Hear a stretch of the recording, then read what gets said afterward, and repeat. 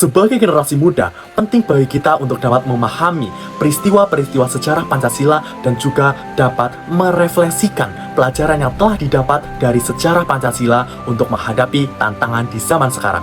Saya, Imtiaz Nian Syarif, mahasiswa Universitas Terbuka Purwokerto, program studi S1 Manajemen. Saya akan menyampaikan pelajaran yang didapat dari sejarah Pancasila bagi generasi muda. Di tengah riuh rendahnya perjuangan kemerdekaan Indonesia, terdapat satu pertanyaan, yaitu negara seperti apa yang akan dibangun? Maka pada 29 Mei 1945, PPUPK mulai bersidang. Disinilah seluruh tokoh dari latar belakang yang berbeda menjawab satu pertanyaan.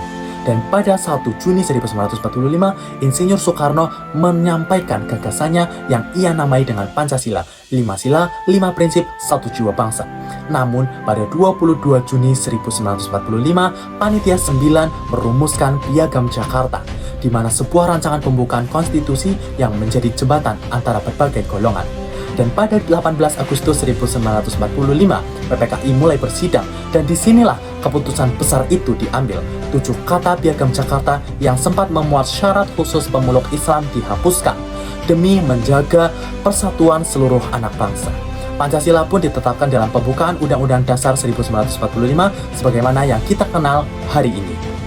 Yang dilakukan para pendiri bangsa yaitu bukan rapat biasa, tapi mereka sedang mempraktikkan Pancasila, bahkan sebelum Pancasila itu diresmikan. Ketika tokoh-tokoh dari golongan nasionalis, Islam, dan daerah duduk bersama-sama, itulah sila keempat hidup, kerakyatan yang dipimpin oleh hikmat kebijaksanaan dalam permusyawaratan perwakilan. Dan ketika 7 kata dalam Piagam Jakarta direlakan demi keutuhan bangsa, itulah jiwa sila ketiga bernyawa, persatuan Indonesia, di mana sebuah pengorbanan tidak kecil, namun dilakukan dengan kelapangan hati.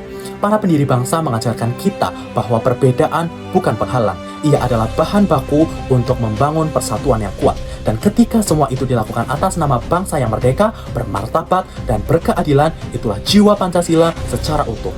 Bukan sekedar teks, melainkan cara hidup bersama. Kita masih hidup bersama orang-orang yang berbeda dari kita, berbeda pandangan, latar belakang, agama, dan lain-lain. Maka dari sinilah pelajaran sejarah sangat relevan. Para pendiri bangsa mengajarkan kita untuk bermusyawarah, bukan untuk bertengkar. Mengalah bukan suatu kelemahan, tetapi adalah kekedewasaan. Bahwa persatuan tidak dibangun dari kesamaan, melainkan dari kemampuan untuk menghargai perbedaan. Jadikan musyawarah sebagai kebiasaan, dan jadikan toleransi bukan sekedar slogan, tapi tindakan setiap hari. Karena jika para pendiri bangsa mampu menyatukan suku dan bangsa tanpa teknologi, maka kita seharusnya juga bisa. Sejarah Pancasila bukan tentang masa lalu, ia adalah cerminan bagi masa depan kita.